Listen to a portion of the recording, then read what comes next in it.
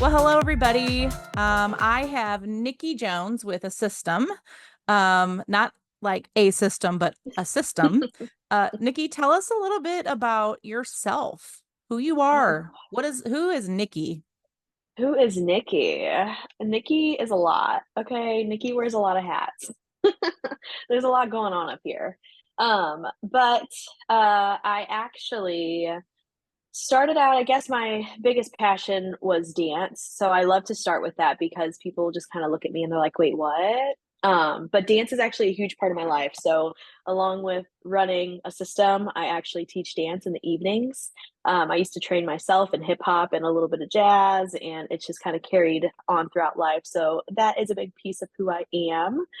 And I am very empathetic, as I'm finding. So throughout my day to day, I just really like connecting with people, and I feel like I resonate with people really, really well. So yeah, I guess that's the two biggest pieces of me. I'm super emotional and I dance. That's all you need to know. I love that. One of the things that I'm focusing on with this podcast is I'm trying to not only interview leaders and entrepreneurs that have been in the game for a long time, but also younger entrepreneurs Mm, and younger leaders who are just starting. I think it's totally I want you to speak to this. Like, there's just a totally different thing, like where you've been in business for a long time. And or you're that young person that's just starting their business or just getting into their field and as a leader. And mhm. there's just so many different things that are so different from someone that's been running their own business for 20 years. Yeah, I 1,000%. And as I've gotten into networking and stuff and kind of the growing stage of my business, I meet a lot of people on kind of both ends of that spectrum as well. I'm obviously, well, I shouldn't say obviously, because if they're listening, they wouldn't know that.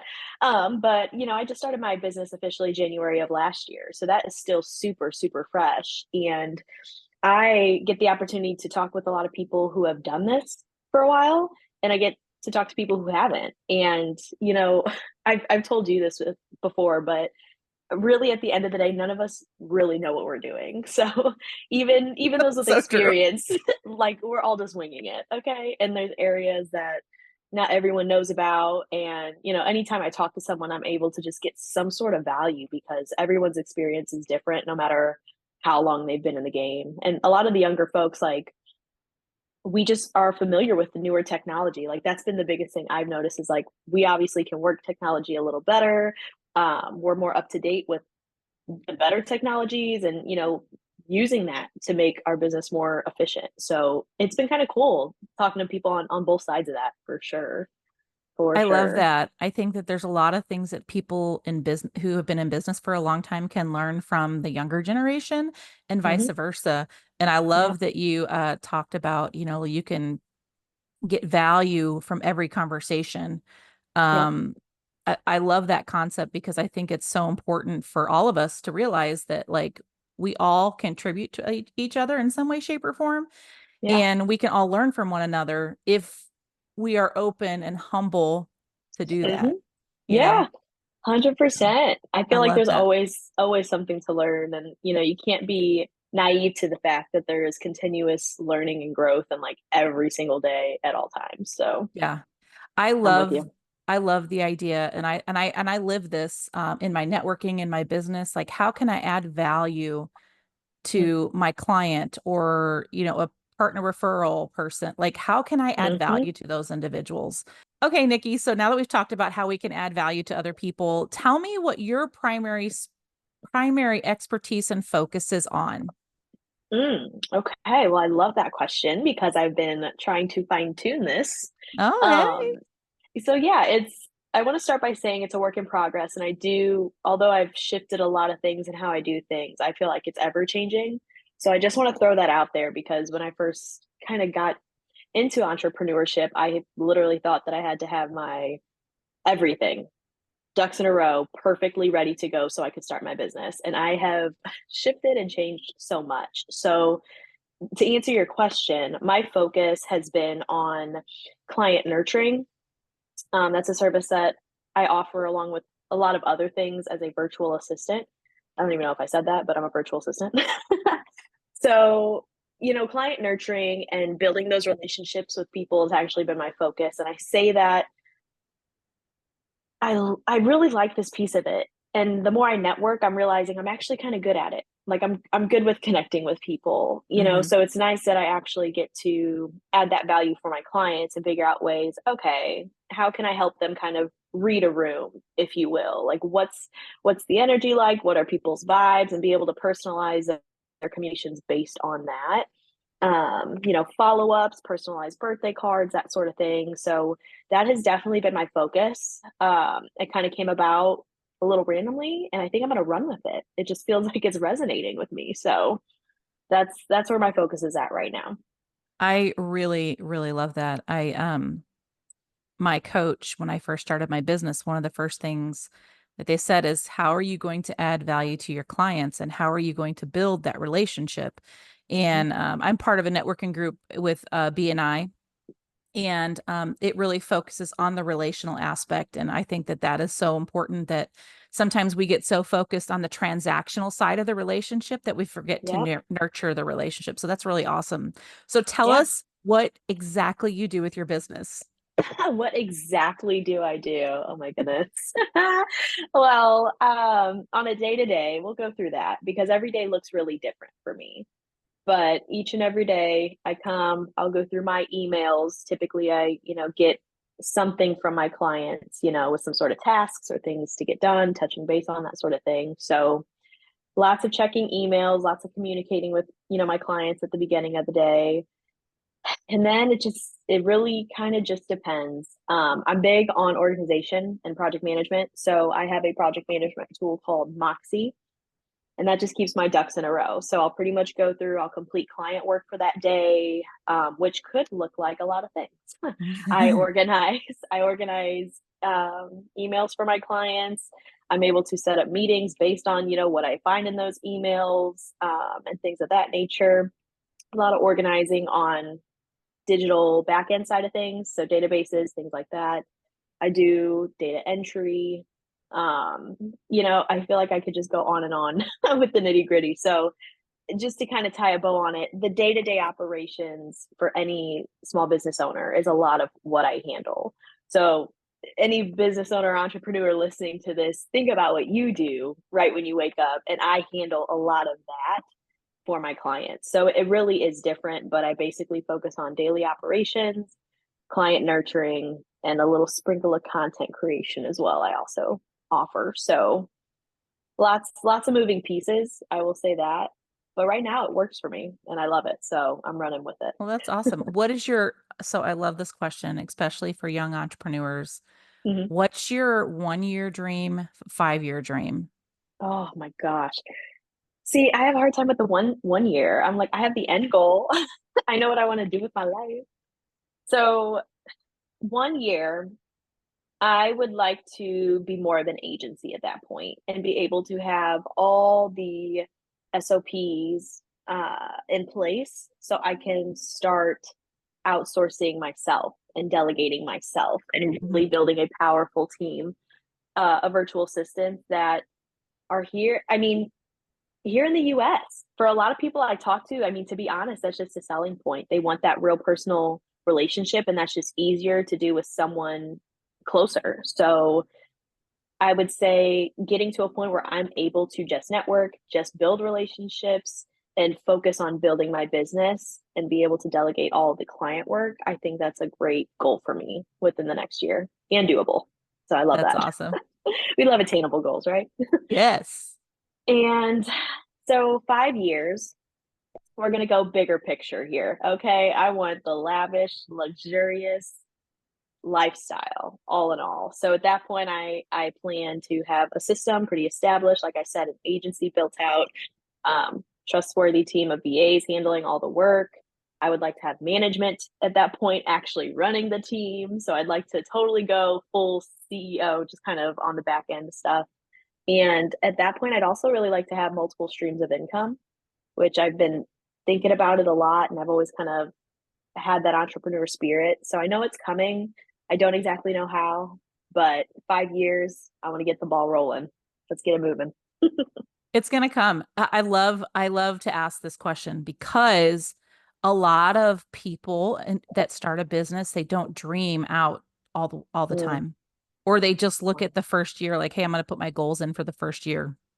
And sometimes you lose track of where you want to end, you and I don't even want to say end goal, because where I'm at now from where I started, uh it's just not even the same, and it's different, right. and my goals shifted a little bit because I really was able to hone in what I'm doing and why I'm doing it and all those Mhm. things. So I I love it. love that. So I asked you a Yeah. question in your pre-interview thing, and it said, what are your key challenges and successes?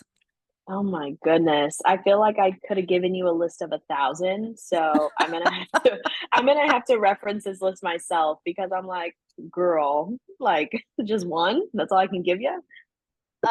So let me see. I can't get it pulled up here. Oh, all the notes. There we go. Give me just a second to reference it. Key challenges. Ah, okay. So the biggest thing, and probably the one that's a little most uncomfortable to talk about, but I'm me and I don't care and I'm going to talk about it, is the income and the Mm, consistency or lack thereof. That has been one of the biggest challenges for me, being more of a really structured individual. Everything's organized, things are in place, there's a right way to do everything. Um, so, starting a business officially was risky for me. And I had been so used to a consistent income. You just go, you work your job, you come home. Like that was it. And so for me to be, I'm now 26, moving in with my partner who I've never lived with a partner before.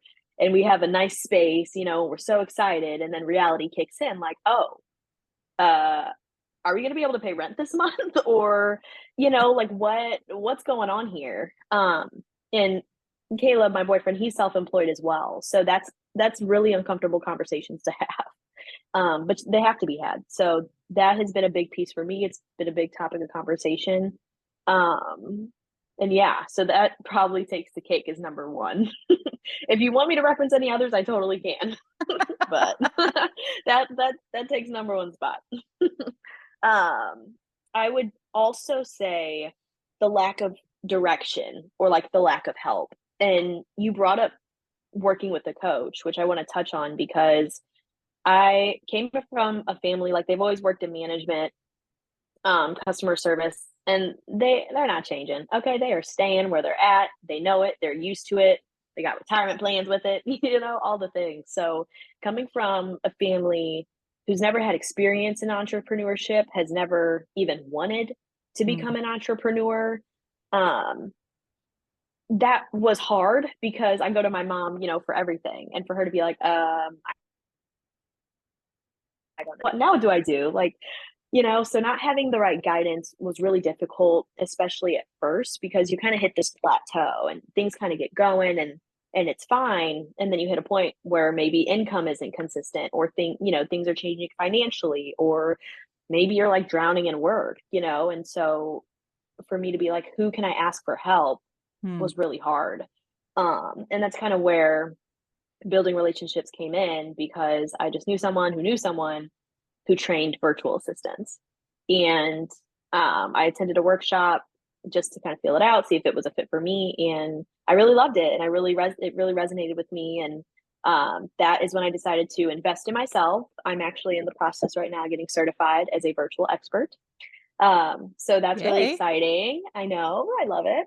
And with that, I have had coaching for the last few months. And sometimes it's nice just to have like brainstorming sessions. I can say anything on my mind and she can give me some direction. She can be the one to be like, maybe that doesn't make sense right now. So having that guidance was really a challenge, especially when you don't know who to ask for help. That Yeah. was a really big piece too. Um, and then I guess the last one I'll touch on is self-doubt and insecurities. Mm, I feel like everyone knows the term imposter syndrome, but like you don't really know it until you're actually running a business. Like I've kind of valued myself so low with my pricing, with how I talk about my business, with how I talk about myself, and it all just is a reflection of how I have felt about myself inside. And it really just the more I talk with people, the more I speak with people, the more I speak in general, you kind of start to recognize that, like, oh, I think it's me doubting it, so that has been hard too, and there's a lot of personal development I think that comes with choosing to be an entrepreneur. A lot of humbling moments, if you will, as well. So Yeah. I'm like, dang, like everyone doesn't want to just like buy my services right now because I'm me. Like, what are you talking about?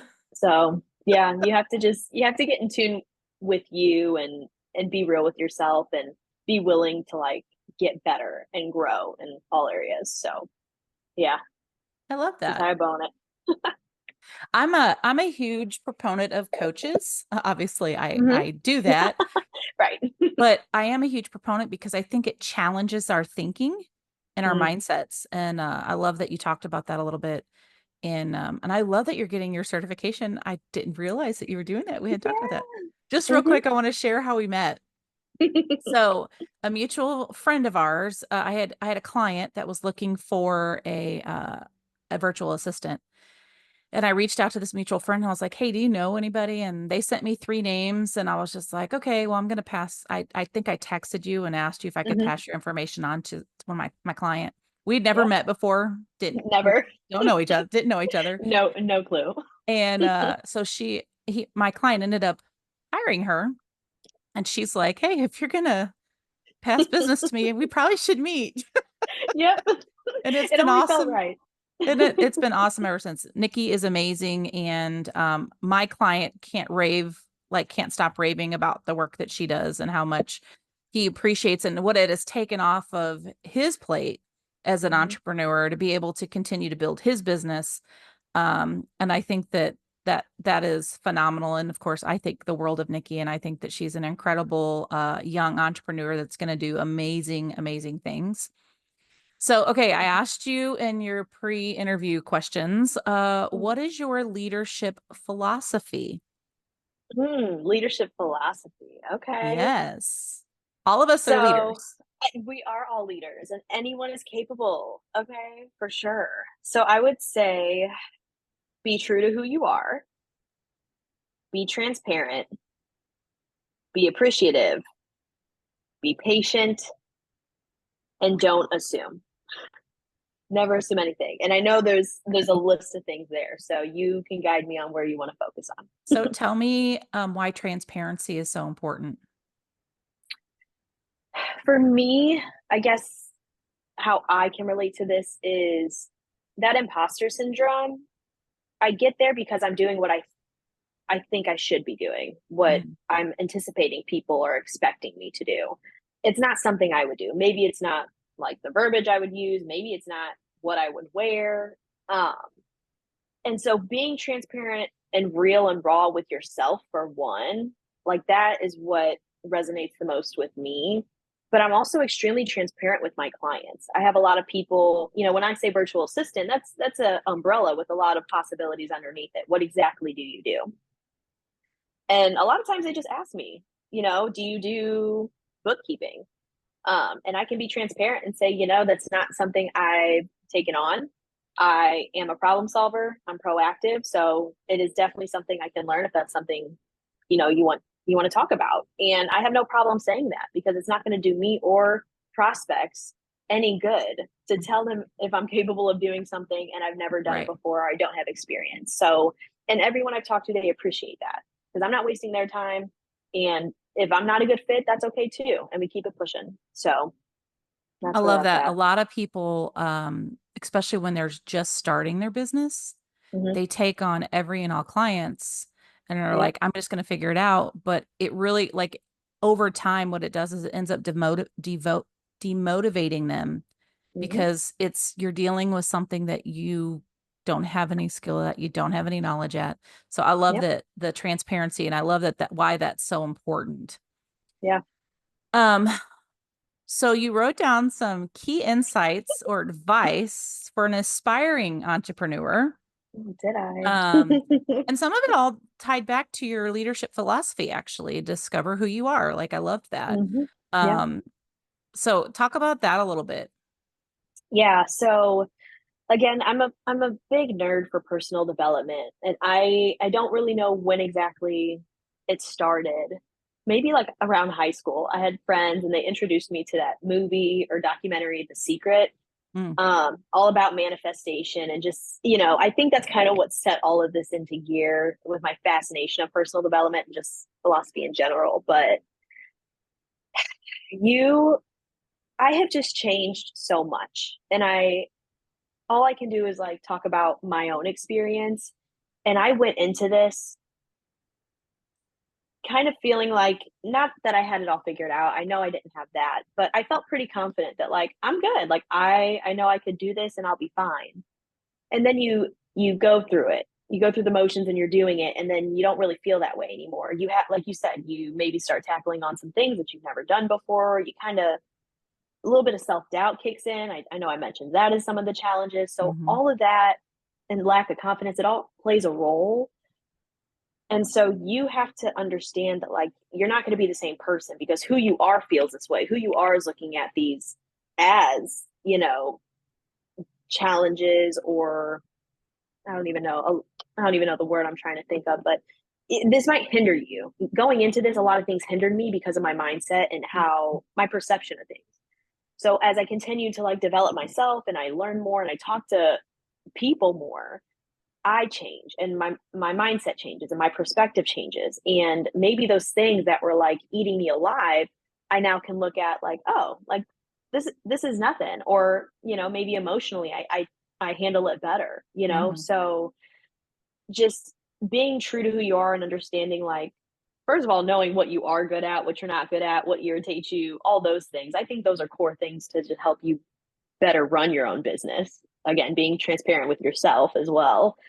But yeah, I just really think you have to know yourself and be true to who you are to be able to do this successfully without wanting to like rip your own head off. So, Yeah, I think mindset is probably the biggest struggle people have because you get into it, you're not you when mhm, you're not getting you're meeting with people that might be potential clients, and you're not getting that turned over. yeah, You get your percentage of that. People don't track it, and then they don't know, and so therefore like they don't yeah, worry about it, but it does really help knowing how you're pitching to people and how you're all these different things. And yeah, your mindset is so important because like I know for myself is like if I didn't every day get up and go, I can do this. hmm, I can do this. For me, for my life, I'm like God has called me to this, so I'm going to do this. Like he's yeah, equipped me to do this. yeah, And just remembering that every day. And part of it is just the mindset of like, I'm a huge, I know some people don't like affirmations, but I think affirmations mm, are really important. yeah, Getting up saying, and I'm not the frou-frou affirmation person of like, I'm going to, I don't know, like some of them can get really frou-frou-y. And right, that's not me. I'm like, I'm going to be the best leader I can be today. yep, I I'm love going that. to bring value to my clients every single day. I I'm love going to have an that. impact on someone's life today in some way, shape, or form, whether it's I Yep. buy their coffee in line or, whatever the case may be. Oh, that To is me, amazing. those are the affirmations that I like to, because I know like I love to help people, right? And I think Right. that you have kind of that similar mindset. And that's the mindset that I'm talking about. Is just like, I'm going to, make an impact on someone's life today, whatever. Yeah. Anyway. Yes, I So love it. I mean, I love affirmations and like and I want to just before we move on because I get that. Like, how'd you call them? frou frou. Frou frou. I said foo foo, frou frou. Because a lot of people they want to get into it and like, but they feel like it's corny or it's like Hmm. and I just have to say like when it comes to affirmations, it's just a good reminder for me. Like and just like a silly example, like my nails. I'm growing out my nails. I love them. They're strong, but I'm so rough with my hands. Like I go for a doorknob and I jam my hand into the door and I don't know why. And so I would constantly like break my nail. So literally anytime I kind of get a close call or I'm a little too aggressive, I catch myself and I say, I move gracefully. And it's kind of just like a reminder. It's like sometimes it just stops you in your tracks from doing the same thing you've been doing. So if you go down a rabbit hole of like, I'm not good at what I do. I'm not a good business owner. You can cancel that thought instead of going down a Yeah. whole negativity rabbit hole, stop it and be like, I am getting better and better every day. And it just kind of helps you shift that so you don't go too far down that negative space. So they can be corny, but like they can really be helpful too. So I Yeah, just had to share. I'm a huge proponent of our words are powerful. Mm-hmm. And I used to there was a group of women that I've mentored over the years, and when Mm-hmm. they would say, "I'm just terrible at this." And I was like, "No, Yep. it Mm-hmm. challenges you." That's the difference in Yes. how you say it. Like you can say, "I'm just terrible at this," or you can Yep. say, "This challenges me." I love um, that. because I that love really that. does make a huge difference Mm-hmm. in how in what you're saying. Yeah. You're either talking negatively about yourself, or you're talking more in a positive way. And I'm a huge advocate of speaking more positively about yourself. Doesn't mean Yeah. that you have it all together, doesn't mean that you're perfect, doesn't mean that you don't have challenges. Yeah. However, when you speak to yourself in a more positive way, you end up achieving more, honestly. You do. Yeah. 100%. You're more focused on the goal. You're not just sitting and drowning in complaints and like honestly this victim mindset. You just Mhm. figure it out and you keep pushing. Yeah, Love I it. love that. Okay. Gratitude moment. Who has inspired you? Who is someone that inspired you? Mm. Okay. So I I answered on this and I said my generation, Yeah. which probably seems like a what, you know, but when I thought about it, especially social media, like that's kind of my era. We grew up with it, we're used to it, and it's not going anywhere. And it does have this whole negative like theme around it, but there's also some positive in that, I see a lot of successful people my age. And you know what? Even if it's not 100% true, maybe some of them are gimmicks. Maybe some of them aren't making as much money as they claim to. I Mhm. understand that, but every day that's my motivation. So it's like I'm constantly saying like it's possible. Whatever I want to do, it is possible. All the resources I have, a lot of what I do, I'm self-taught, so I'm grateful for that. And I'm getting these resources from people my age, so I just feel like if they can do it, I can do it. And that's all the proof that I need, whether that be, financially with my health and fitness. That's a big role too. I watch a lot of that stuff and it still reminds me like if they can be dedicated, I can be dedicated. If they can be consistent, I can be consistent. And I look at it more of a positive thing rather than a negative. So, yeah. I love that. I was talking with someone a couple weeks ago, and we were talking about what generation are you in? See, I don't really know. I feel like I'm on the line. Like I'm like, what is the one before? Gen because which one are you? You're I am Gen, oh geez. I'm not a right? millennial. I'm like right before the millennial started. So Okay. whatever that is, I can't remember. So technically, I feel like technically I think I'm in the millennial, but like Gen Z, I feel like I'm also like Gen Z. I think those are the ones back to back. I'm like, I kind of get a little bit of both worlds, I love Mhm. 90s hip hop, but also like I'm a tech freak. So, I get a little bit of both. Yeah, my kids are Gen Zs, and this is what brought this up. Both my boys are Gen Z, and we were just talking about how quickly that generation learns.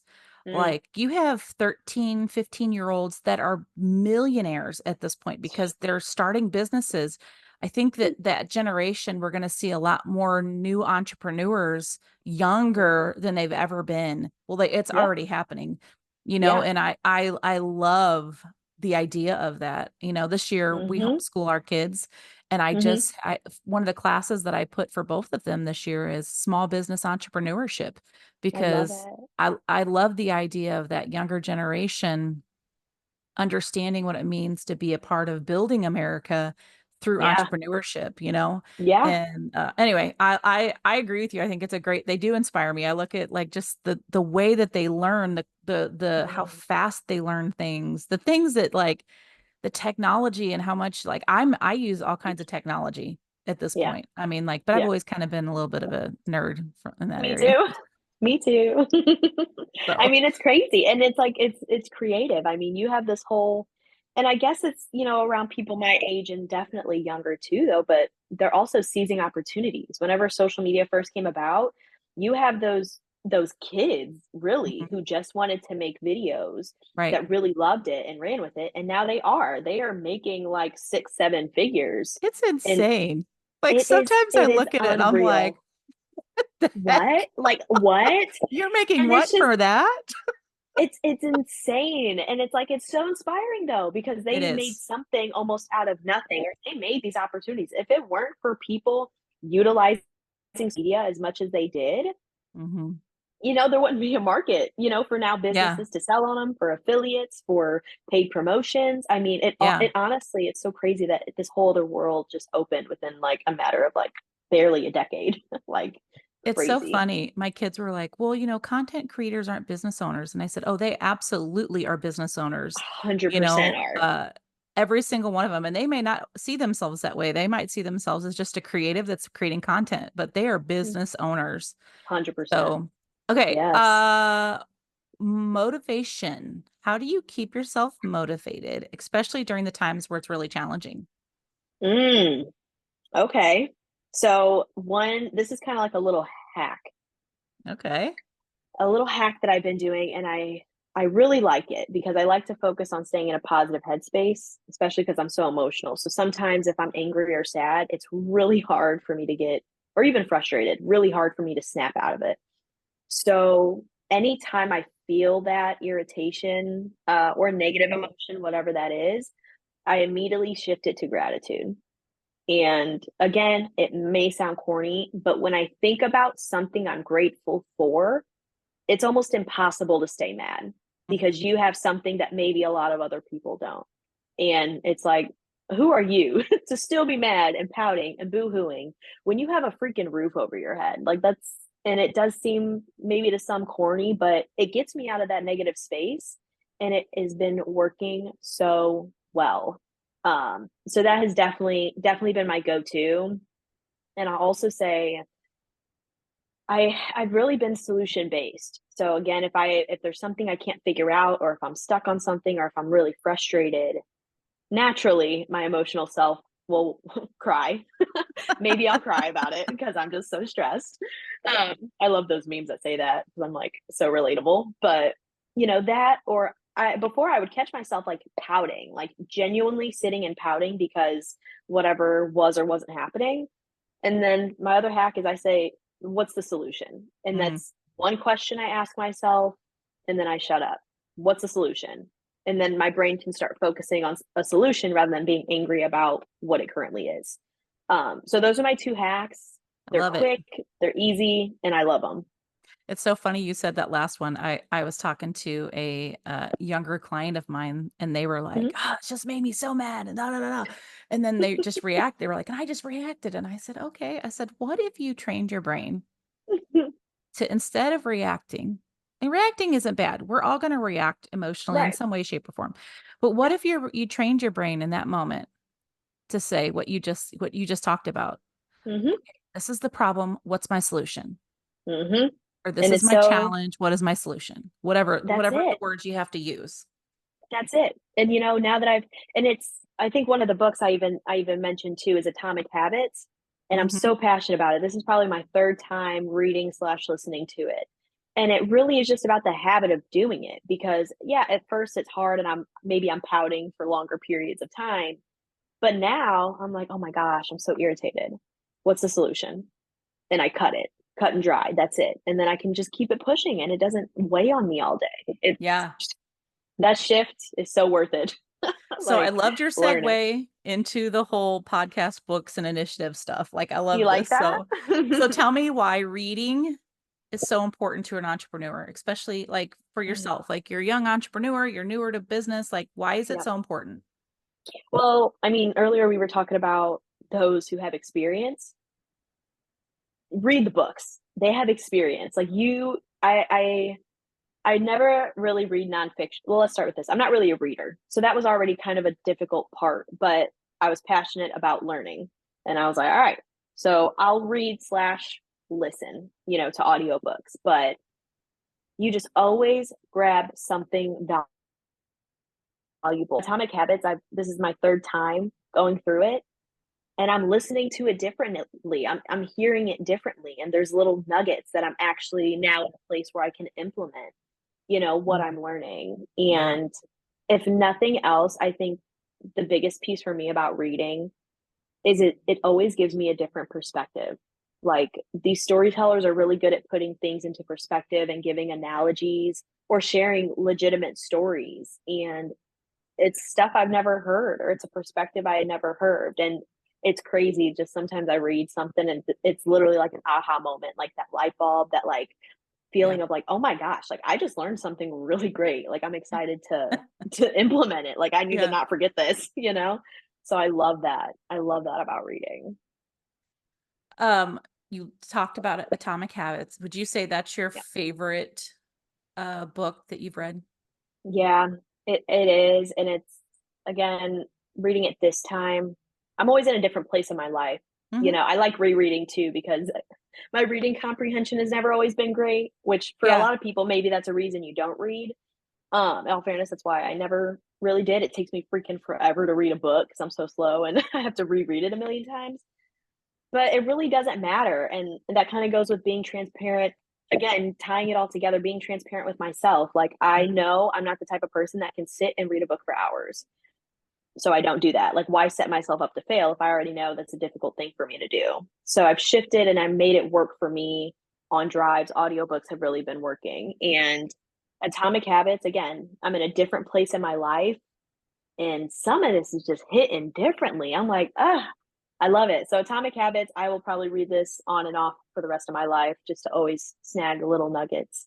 But as far as business, the E Myth Revisited, I think I've gone through that one twice. First, before I even planned on being like starting a system. I don't even know why in the world I read that book. I told you I had an entrepreneur spirit, so maybe it just called to me. I don't know. I love it. But yeah, the E Myth really kind of taught me and ingrained really in my brain, just running a business can be easy if you basically just make a checklist for everything you do, and you can plug and play. Anybody can do what you're doing and fill that role, so then you can go to the next phase and the next phase and the next phase. Yeah. So business wise, love the E-Myth. That'll probably be my next read again. That and Atomic Habits, I think, are my top two for sure. I love the concept you just talked about. I was watching a TikTok video and this guy interviews entrepreneurs on the street. He'll just see somebody, he's like, "Hey, Yeah. how much money have you made in a business?" Yes. I Ugh, love that I don't guy. know his name. And I He's love so hearing the good. answers. But this guy asked this guy, like, well, what's your success? Like he said, what's the most you've sold a business for? And he was like, I can't remember. It was in the billions. And the kid was like, Ooh. what? Hey. And he's like, what's your success? He goes, I run 76 businesses. He goes, my success is my system is exactly the same for every single business. I just Mm, adapt it to whatever that business is. And I was just like, mm. at that right there, that's gold. It is. And I saw that TikTok. Okay. And I was like, yes. And I immediately thought of the E-Myth because I'm like, if the system is in place, it's just like a plug and play. Next, Yeah. next, next. So I catch myself having to remind myself of it though. And that's why I like to reread the books because, as once you're in the business, it's really hard. You're wearing all the hats, you get stuck. Michael E. Gerber, he calls it the technician Hmm. phase of just doing the actual work itself. And as a small business owner, I mean, you see it everywhere, especially like Hmm. restaurant industries, like they are just on a loop and they're Yeah. stuck. So I have to remember, okay, like the E-Myth, it's all a system. Do I have a system for this? No, I should probably develop one so I can hand it off. Like, I love it. I'm such a nerd for it. Clearly, you hear the passion in my voice. Yes, I do hear it. So technician, I love that you said that because it's going to segue. It's just the last thing that we're going to talk about. Like what Hmm. I have found is the things like that I don't feel like I am uh fully equipped with knowledge in is the marketing Hmm. side of my business. And I've Yeah. really put myself in the space where I'm talking to other people Hmm. that are marketers. I Yeah. have a friend that I'm in a networking group with. She has a great podcast, and I don't want to mess this up, so I'm going to look this up. Just make sure I Yeah. say it right because her podcast is gold, man. It's just gold. It is called my friend's name is Jennifer Tamborski, and it's Mm. Marketing Matchmaker. And she Um, gives all these really great nuggets to entrepreneurs and business owners, like just with their businesses. And mhm. she's just very knowledgeable in what she does.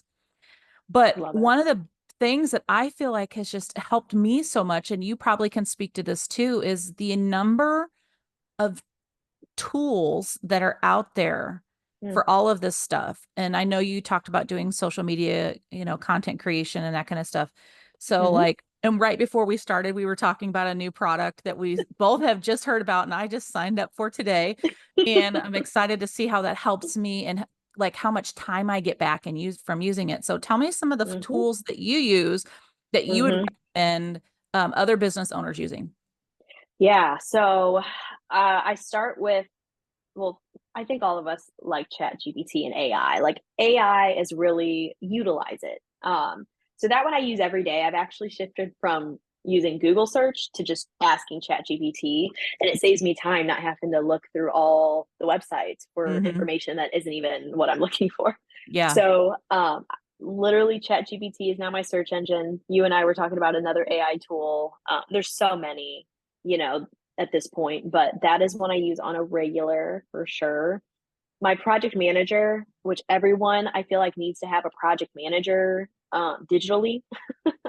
And I say that because I've had clients that write stuff down, which is great until it's a pile on your desk. So a digital project manager is key. I know a lot of common ones are like Asana, Monday, ClickUp. I don't haven't used any of those. I actually came across a platform called Moxie, and it is my business. I mean, and this it has a lot more features. Your standard, Give us do it. give What us a what's very to brief do? glimpse of what those features are that you utilize in Moxie. I love the time tracker. So anytime I work for my clients, I can just click, play, stop, pause, all that good stuff. I invoice through there. It connects with my QuickBooks and Stripe. So my clients can pay with credit card if they want, bank transfer, whatever. Basic project management piece. It has some automations as well, so I can automatically send certain emails or change stages of things. Mhm. Definitely has a team feature, so I'm able to use it with my team as well and assign tasks that way. One of my favorite pieces too is the quoting or proposals. So I have a whole proposal set where people can select the packages based on the options I put in there. They can sign their agreement right there, and it will let them book their onboarding call with me all in one transaction. So I live by Moxie. It's only $20 for one user, and it's 30 for if you want multiple users. It is insane. I'll share a link with you. I don't know where you post your podcast Yeah, and stuff, but I have an affiliate link if you guys want to try it for 14 days. But my whole business is ran through Moxie I for love sure. it. I love Yes. that you're an affiliate. I've noticed that a lot of tools online are doing that, and I'm like, man, I need to do that because I use Yeah. this all the time. And you should. I mean, I encourage anyone, even if you're and for me, it's not really about always just being the affiliate and getting like the couple cents commission. But if I'm able to share a tool that I genuinely use, like that's more powerful than me saying, go use Moxie. Like, Yeah, no, that's I good. use this in my business. Take it. I So, love that. yeah, that I So use Google too. That's another big one for my business. So, so with your content creation, what are some tips that you can give to other entrepreneurs that may not understand or love doing that part of what they have to do? yeah. So, first and foremost is batch creating content.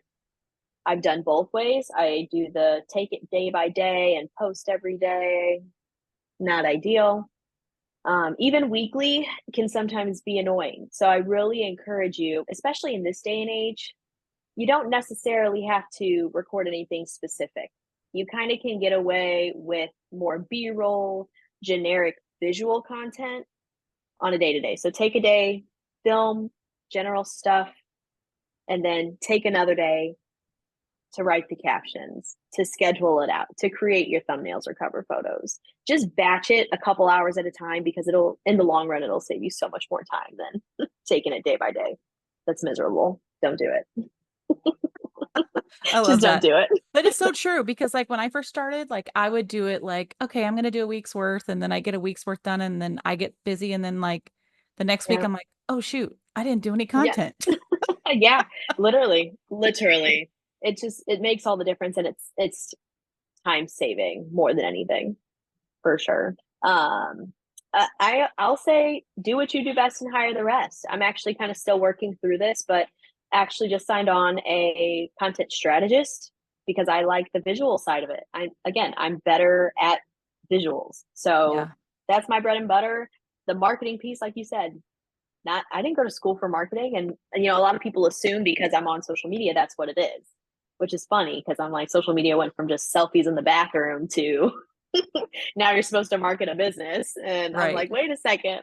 So I'm excited for this phase of my business, and outsource what you can, do what you do best, outsource the rest, for sure. Love that. Love that. Mm-hmm. Well, okay. What's your last words of wisdom for us? Um, as a Man. leader, we've talked a lot about entrepreneurship. Like, tell me as a leader, what's your biggest, what's the one piece of advice that someone gave you that you're like, this was gold as a Mm. leader? Oh, that's a good one. That's a good one.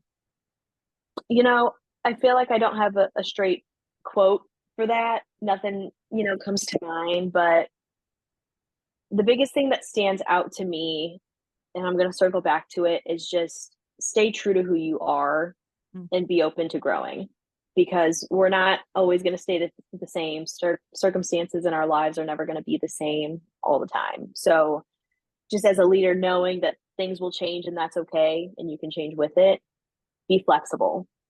Be flexible in all areas of your life, not just one, not just business, but everywhere. Thank you so much for being on the podcast, Nikki. Tell us how they can get in touch with you if they're interested in just connecting with you or even Yeah, like hiring you for uh what you guys do. So give us like website, that kind of stuff, email or whatever you're comfortable doing. So yeah, yeah, for sure. A couple options. LinkedIn, I'm on there, so just Nikki Jones and IKKI. You'll see me as owner of a system, so I should pop up up there. Email is totally fine as well. It's Nikki NIKKI at a system LLC.com. That's ASSISTUM LLC.com, which is also the website. So I have all the information as far as my services, and things like that. So you can always get in touch with me just by going to the website, filling out the form, and I'll reach out to you. I have scheduling things and all that jazz. So yeah. awesome. Nikki, I'm just going to say this. I think you're a rock star, and I know that you're going to do incredible things. And I'm super excited to continue to watch your journey unfold and all the things that are just going to happen. And so thank you so much. Don't cry. I know I'm gonna cry. Stop it. Oh, so anyway, Oh, and I'm super proud of you. I really uh, am. And Amy, thank you. I Thank just can't you. That wait to means a lot. continue to see you grow and your business grow. And it's just awesome to watch.